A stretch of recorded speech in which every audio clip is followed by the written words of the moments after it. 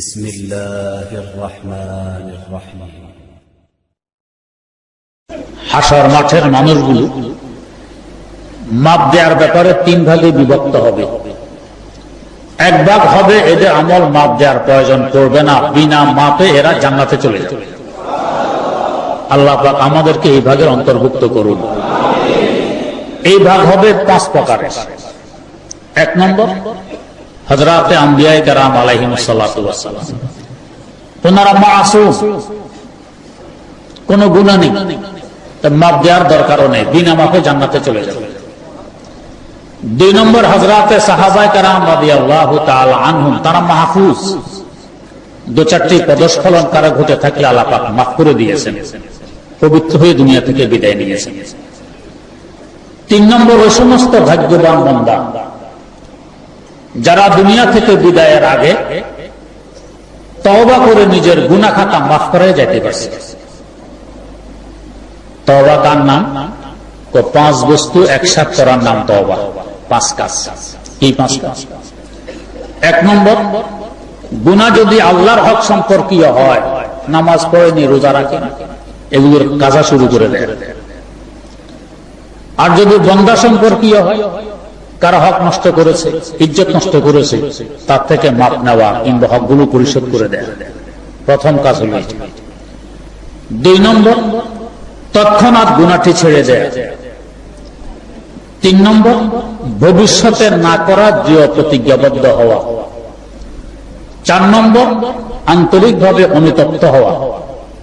পাঁচ নম্বর, আল্লাহ পাকের কাছে ক্ষমা চাওয়া। এই পাঁচ কাজ একসাথে করা নাম হল তওবা।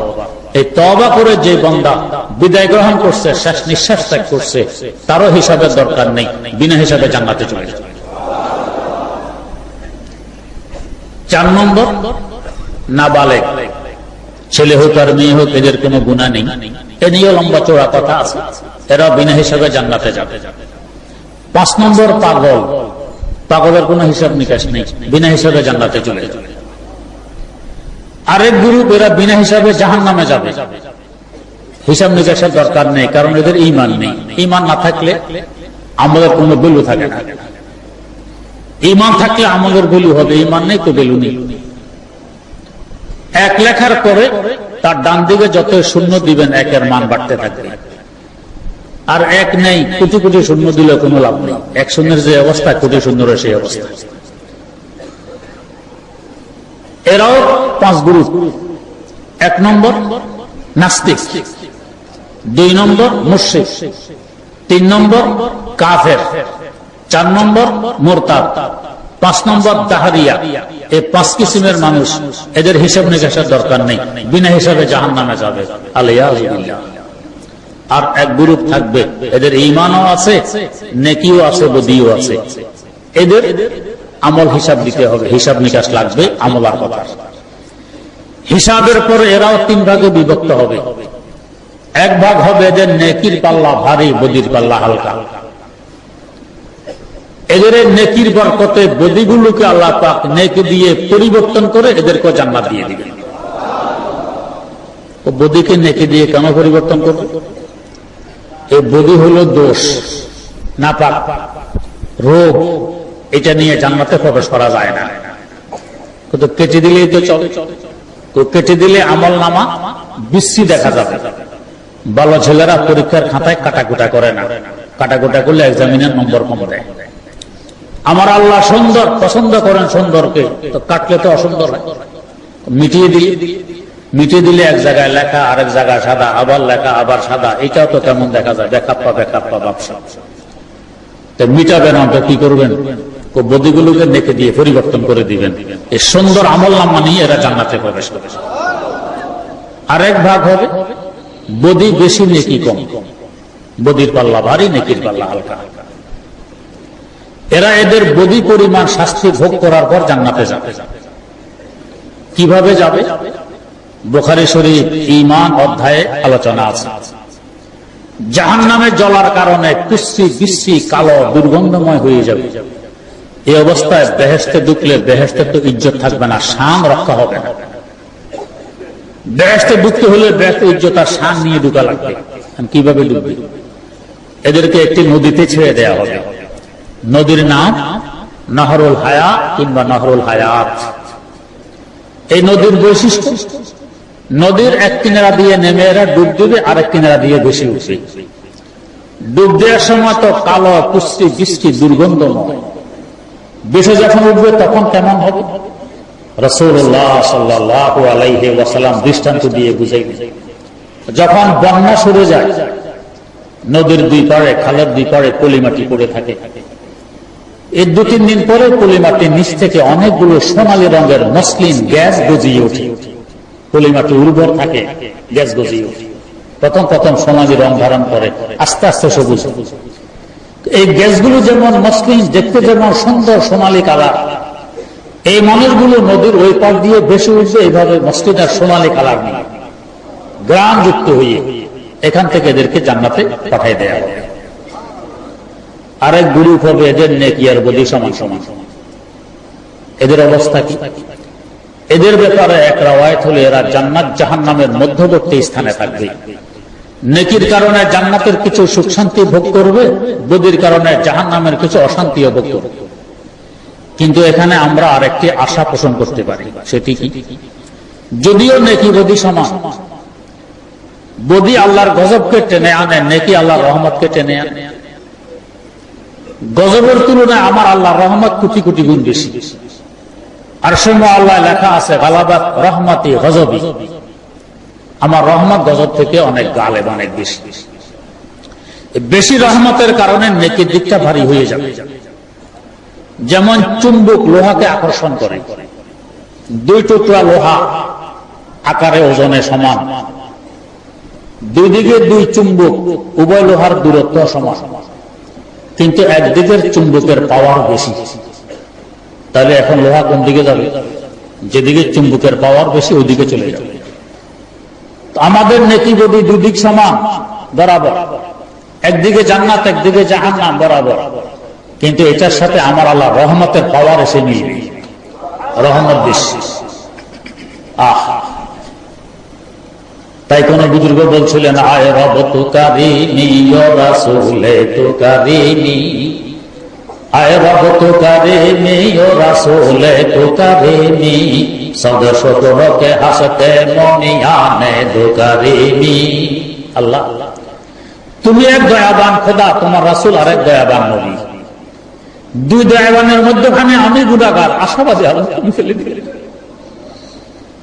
আল্লাহ মহালিতে বলছে, हमने कहे या बद है फिर आखिर है तुम्हारे, हमने कहे या बद है फिर आखिर है तुम्हारे, निस्बत अच्छी है मगर हाल बुरा है, निस्बत बहुत अच्छी है मगर हाल बुरा है।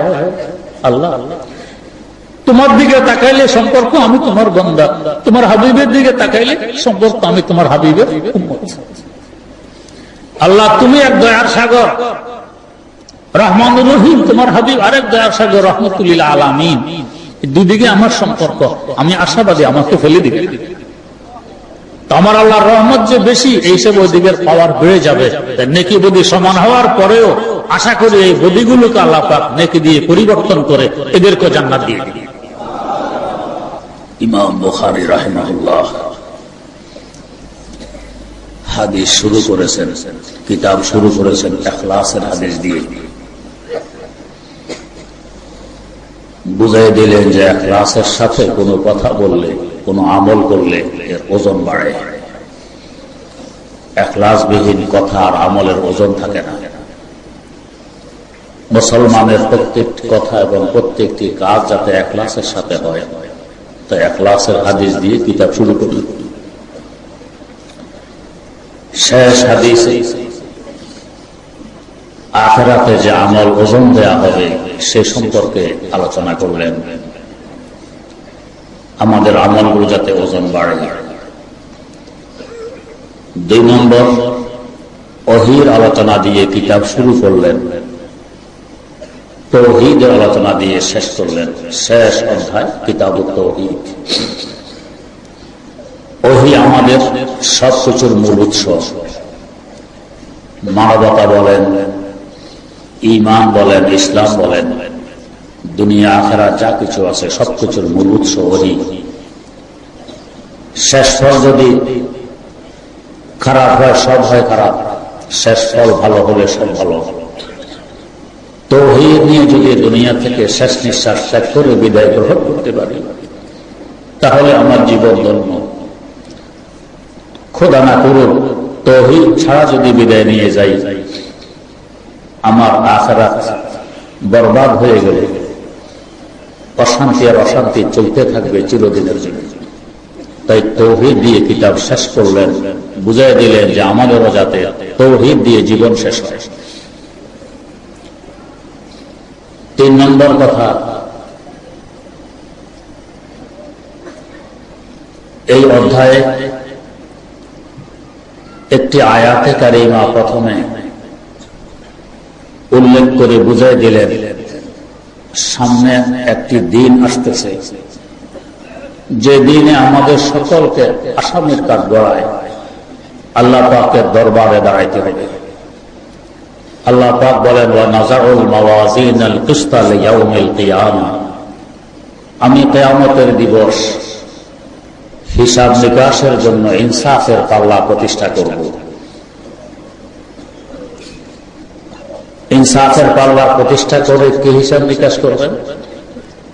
ওয়া আন্না আমালা বনি আদম ওয়া কাওলাহুম ইউজান, মানব জাতির আমল সমূহ এবং কথা মাপ দিবেন, এটা মাপ দেয়া হবে। এই ইনসাফের পাল্লা কোথায় প্রতিষ্ঠা করবেন এ কথার উল্লেখ এখানে নেই।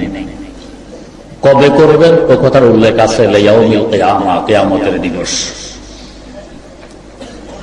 কোথায় করবেন এখানে উল্লেখ নেই। সে জায়গাটি বুঝার লক্ষ্যে আগে একটু বুঝে নেই হাসর মাঠ কোথায়। আমাদের হয়তো কারোর ধারণা আল্লাহ পাক বিশাল একটি ময়দান সৃষ্টি করে রেখেছেন যেখানে আমাদেরকে কিয়ামতের দিবস সমবেত হতে হবে। আসলে ব্যাপারটি এমন নয়। বর্তমান যে জমিনে আমরা বসবাস করছি এই জমিনে হবে হাসর মাঠ। তবে বর্তমানের আরদ আর জমিন এবং হাসর মাঠের মধ্যে 3টি ব্যবধান থাকবে। 1 নম্বর ব্যবধান, বর্তমান এই পৃথিবীর আয়তন 20 কোটি বর্গ মাইল। আমাদের কারোর বিদায় ঘটে তো কারো আগমন ঘটে, এতে করে আমরা চলাফেরার জায়গা পাই। যদি কারোর বিদায় না ঘটতো, সকলে জিন্দা থেকে যেত, তো চলাফেরাটা দূরের কথা, দাঁড়ানোর জায়গাও হতো না। কিন্তু হাসর মাঠে তো সকলেই একসাথে সমবেত হবে, জায়গা হবে কিভাবে? ফেরেশতারা এই জমিনের চতুর্দিক দিয়ে শিকল দিয়ে টেনে এই জমিনকে কোটি কোটি গুণ বড় বানায় ফেলে। এখানে হয়তো কারো প্রশ্ন থাকবে, টানলে লম্বা হওয়া রবারের বৈশিষ্ট্য, ছেড়ে দিলে খাটো হওয়া রবারের বৈশিষ্ট্য, তা মাটির বৈশিষ্ট্য নয়। মাটিকে টানলে ভেঙে যায়, ছিঁড়ে যায়, এটা টানলে কিভাবে লম্বা হবে, বড় বড়? উত্তর অনেক সহজ, যে আল্লাহ রাব্বুল আলামিন রবারের মধ্যে টানলে লম্বা হওয়ার, ছেড়ে দিলে খাটো হওয়ার বৈশিষ্ট্য দিতে পারেন, এ আল্লাহ মাটির মধ্যে টানলে লম্বা হওয়ার, ছেড়ে দিলে খাটো হওয়ার বৈশিষ্ট্য দেওয়ার ক্ষমতা রাখে না। বর্তমানে মাঝে মধ্যে জমিনকে লম্বা আর খাটো করে আল্লাহ পাক দেখাই দেন যে আমি পারি। এই বুখারী শরীফে একটি ঘটনা উল্লেখ আছে। বনি ইসরাইলের এক ডাকাত মানুষ খুন করে সম্পদ লুট করত। এভাবে তার খুনের সংখ্যা হয় 99 জন। এরপর অন্তরে ভয় ঢোকে, অনুতপ্ত হয় আমার অবস্থা কি হবে। তখনকার সময়ে তাদের এক ধর্মগুরুর শরণাপন্ন হয়। ধর্মগুরু ছিল অপরিপক্ক। 99 জন খুনের কথা শুনে তাকে নিরাশ করে ফেলল যে তোমার কোনো ক্ষমা নেই, তুমি অনেক বড় অপরাধী। ডাকাত নিরাশ হয়ে তার ধর্মগুরুকে হত্যা করে ফেলে। খুনের সংখ্যা দাঁড়ায় 100।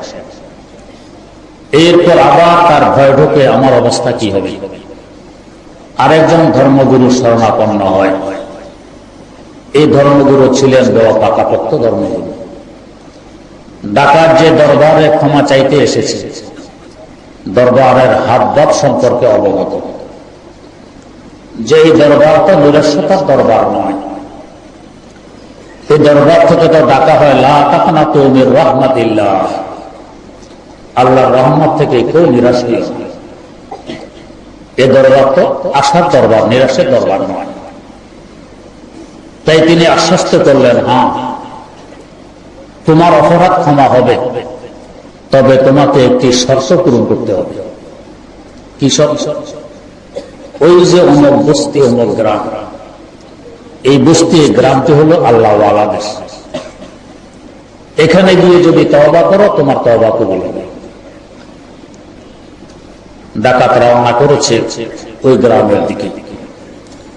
কিছু দূর যাওয়ার পর তার হায়াত ফুরিয়ে যায়, হাঁটার শক্তি হারিয়ে ফেলে, সে পড়ে যায়। হামাগুড়ি দিয়ে অগ্রসর হওয়ার চেষ্টা করে। যখন হামাগুড়ির শক্তিও শেষ হয়ে যায়, ইবনে মাজাহ শরীফে আছে, তার সিনা সে ওই গ্রামের দিকে ফিরে রাখে। এই অবস্থায় তার রূহ দেহ ত্যাগ করে। এখন দুই দল ফেরেশতাদের মধ্যে তার রূহ নিয়ে কাড়াকাড়ি আরম্ভ হয়। রহমতের ফেরেশতা, আযাবের ফেরেশতা। রহমতের ফেরেশতাদের দাবি, এই লোকটা তওবার জন্য রওনা করেছে, আল্লাহ পাক যদি হায়াত দিতেন সে তওবা করত, অতএব তার রূহ আমরা নিয়ে ইল্লিয়িনে রাখব। আযাবের ফেরেশতারা বলছেন, এই লোক তো 100 জনের খুনি, তওবা তো এখনো করেনি, তার গুনাহ রয়ে গেছে, অতএব তার রূহ নিয়ে আমরা সিজ্জিনে রাখব। আল্লাহ পাক তো সব দেখতেছেন, জানতেছেন। একজন ফেরেশতা পাঠাইলেন, তুমি গিয়ে এদের ঝগড়া নিরসন করে আসো। আল্লাহর ঝগড়া নিরসন করব কিসের ভিত্তিতে, ফর্মুলা কি হবে? আল্লাহ পাক ফর্মুলা দিয়ে দিলেন। সে যেখান থেকে রওনা করেছে ওখান থেকে তার রাস্তা মাপ দিয়ে যে জায়গায় এসে মৃত্যুবরণ করেছে এই জায়গায় পৌঁছবে। এরপর তার মৃত্যুর জায়গা থেকে নিয়ে ওই আল্লাহ ওয়ালাদের বস্তি পর্যন্ত পৌঁছবে। এরপরে দেখবে কোন দিকে রাস্তা বেশি লম্বা। যদি দেখো পিছনের রাস্তা বেশি লম্বা, সামনের রাস্তা কম লম্বা, খাটো, তার অর্থ দাঁড়াবে সে তওবার দিকে বেশি এগিয়ে গেছে। তখন তার রূহ রহমতের ফেরেশতাকে দিয়ে দিয়ে। আর যদি দেখো যে না, সামনের রাস্তা বেশি, পিছনের কম, তার মানে এখনো সে তওবা থেকে দূরে আছে, তার রূহ আযাবের ফেরেশতাকে দিয়ে দিয়ে। ফর্মুলা নিয়ে ওই ফেরেশতা আসতেছেন। আমার আল্লাহ তো রহমানুর রহিম। বান্দা চেষ্টা করে যখন সিরাতে মুস্তাকিমে কদম রাখে, পা রাখে, আল্লাহ পাকের কাছে শরম লাগে তাকে গন্তব্যে না পৌঁছাইবে। আল্লাহ পাক আপন কুদরতে বান্দাকে গন্তব্যে পৌঁছাইছে। আল্লামা রুমি তাই বলছেন, জর সে রাতে মুস্তাকিমে দিল কাছে গুমরাহ নিস্ত।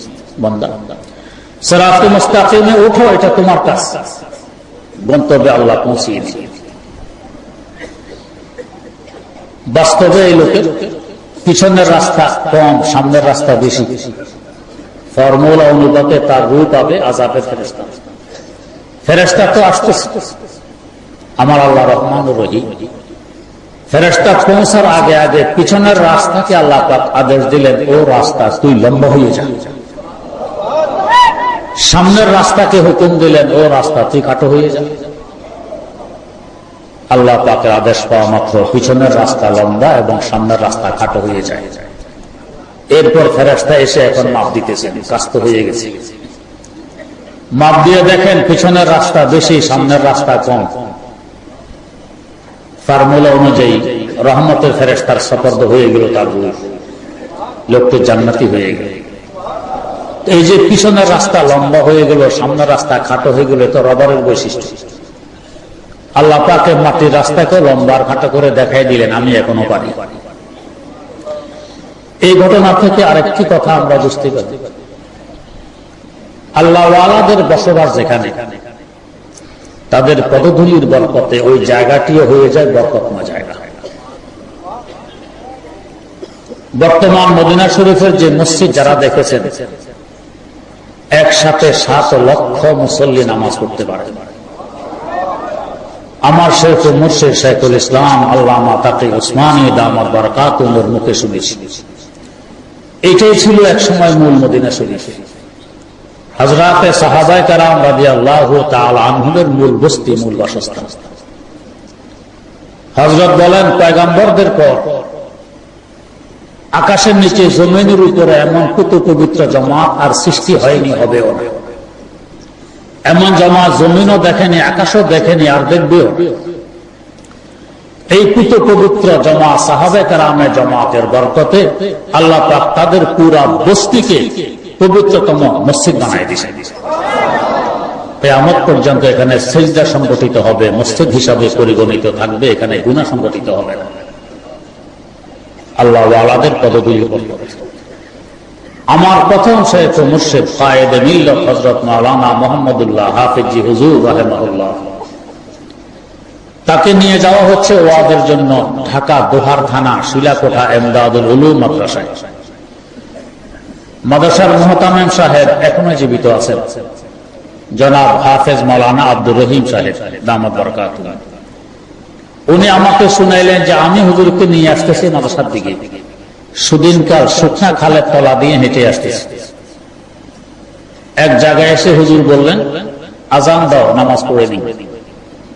আজান দিয়ে নামাজ পড়া হলো খালের তলায়। কয়েকদিন পর দেখি এলাকাবাসী খালটি ভরাট করে ফেলতেছে মাটি দিয়ে। জিজ্ঞেস করলাম, কি ব্যাপার, খাল ভরাট করতেছ? হ্যাঁ, আমাদের সিদ্ধান্ত হয়েছে আমরা এখানে মসজিদ দিব। মসজিদ এক আল্লাহর ওলির কপাল পড়েছে খালের তলায়।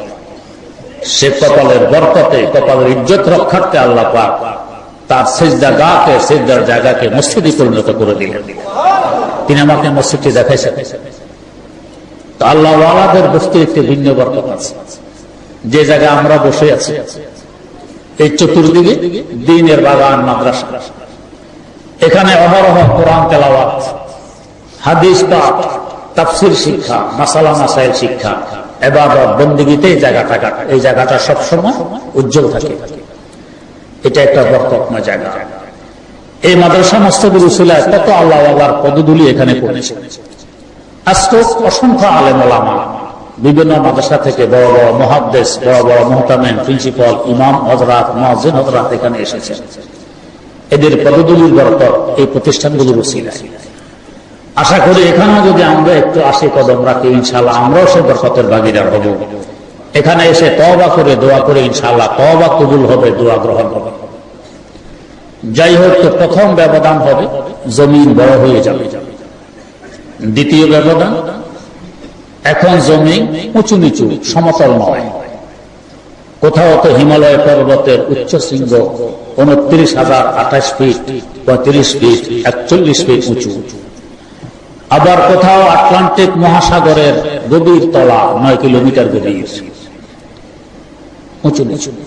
তখনকার হাসর মাঠ হয়ে যাবে এক সমান, কোন ব্যবধান থাকবে না। সমানের কথায় কথা মনে পড়ে, এক বুজুর্গ হাসর মাঠ সম্পর্কে ওয়াজ করতেছিলেন।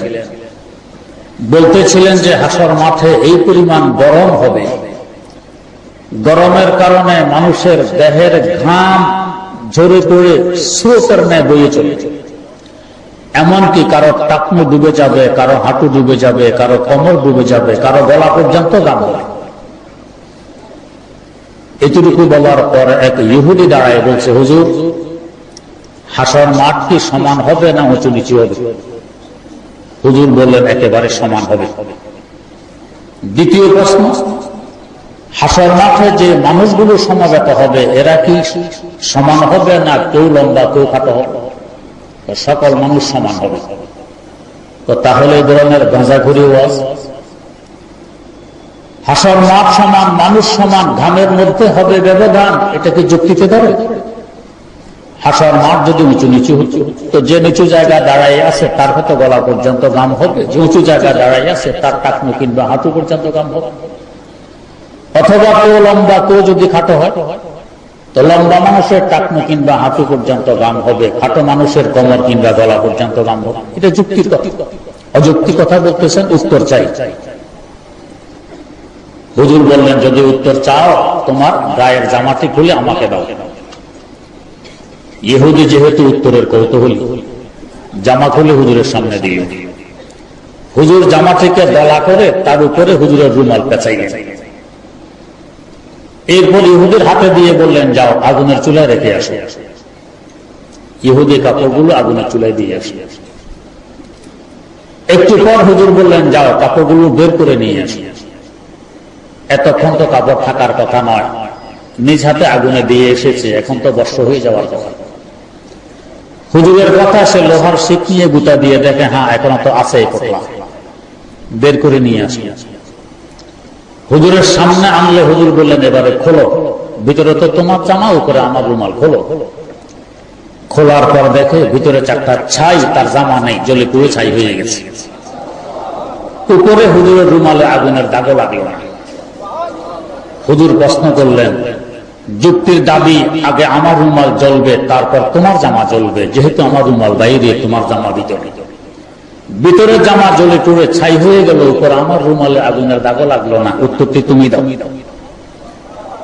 ইহুদি বলছে, হুজুর আপনার তো আমার দিব্যি চক্ষু খুলে দিলেন।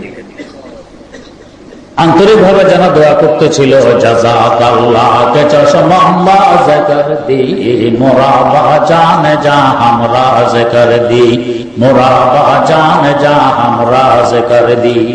ও আল্লাহ, আপনি তো আমার অন্তরের চক্ষু খুলে দিয়েছেন।